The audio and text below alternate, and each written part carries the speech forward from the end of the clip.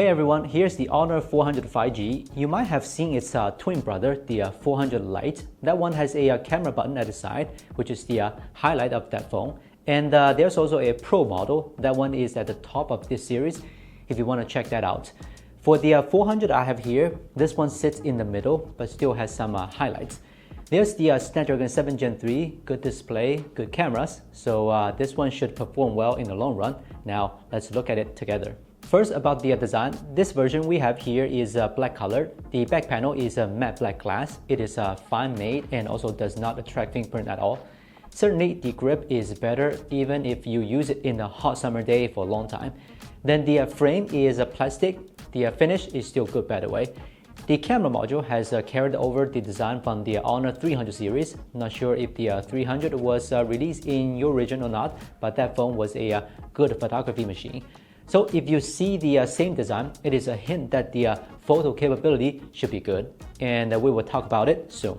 So on the front, it is a flat screen with a hole punch camera at the top. The bezels are very slim, although the bottom bezel is a bit thicker, but visually it does not make much difference in everyday use. I think there are at least two colors for this model. You may want to take a look at those. By the way, can anybody tell me why the CE and other icons are here? Why is it there? And is it mandatory? It certainly does not look good on it. Anyway, right now about the design, 10 out of 10, how would you rate it? About the performance, it has the Snapdragon 7 Gen 3, which is a typical mid-range chipset you can see on a lot of phones. I've been using this phone for a few days, and honestly, under some daily use scenarios, it performs fine and never encountered any hiccups. In case you want to game on it, the camera setup is about a 200 megapixel main camera and a 12 megapixel ultra-wide camera, no telephoto lens. But before we talk about the physical performance of the cameras, let's discover the AI feature of it. There's AI image to a video feature. If you take a photo of a person, if there's a certain gesture, the photo will be turned into a video. Like for this Lotto I took, you can see him moving like a movie. Awesome, right? So if you get this phone, definitely try this feature. The camera overall is very easy to use. There are different profiles to choose from to suit your own style. I've taken the same subject in a different profile. What do you think about the style? There's also a moving photo feature which will take about 2 seconds of the video, so it can be used for some social media apps. There's also a Google Lens integrated in the camera app, so you can search for things you want. When it comes to photography, since it does not have a telephoto camera, the main camera is used for 1x, 2x, and even 4x. In regular photo shooting, the 1x and 2x can snap a good photo, but in a 4x, there's definitely some AI work on image. It is not a bad thing since it compensates the cropping. At the portrait mode, it allows you to adjust the bokeh from 1.2 to 16, so you can choose to have a plain portrait photo or make the people more stands out.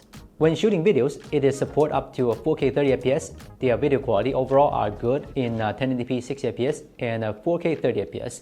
Only the stabilization lost a bit at the higher specs, but still a good performance. The front camera also support up to 4K 30fps, and I'm surprised to find that there's certain image stabilization on it. As you can see, when you move fast, there's a good stabilization that even the iPhone does not have. So this could be good for vlogging. So for daily use experience, it has been good. The fingerprint unlock area is a bit low to the bottom. Can't blame it for such a budget-friendly phone. But the unlock speed is good, and it works even my finger is wet. For the battery, it is 5300 mAh, fairly big for daily use. It can easily last for a day, and it supports 66 watt wide charging and 5 watt reverse charging. It is a good feature, but unfortunately, there isn't a charger included in the package. The peak brightness of the screen is 5000 nits, and the refresh rate can be 60 Hz or 120 Hz or dynamic. Two things that are very interesting about the screen is the ebook mode and video enhancer. In the ebook mode, your phone will turn into a gray screen. So if you want to read books or you are tired of the vivid colors and pictures, this mode can be very useful. There are two choices in the video enhancer, the super dynamic display and the vivid display. These two options will significantly make the video brighter and more contrasty, and the experience is a lot better. And I'm sure you can spot the difference here. The SIM card tray can hold 2 SIM cards, but not the TF card.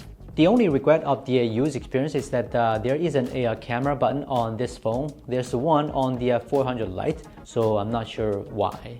So this is the Honor 400 5G, a solid budget-friendly phone that still packs a lot of useful features. I like the build quality of this phone, very simple but reliable. The screen is the same level as the flagship from Honor, which you can definitely appreciate the use of it. The camera performance is also very good. Day-to-day photography will be pleasant. Now this phone has just been introduced to the market, but I couldn't find any info about how many years of OS update. If you like it, you can certainly find it online and get more info. This is Wolf from Gizmochina. See you next time.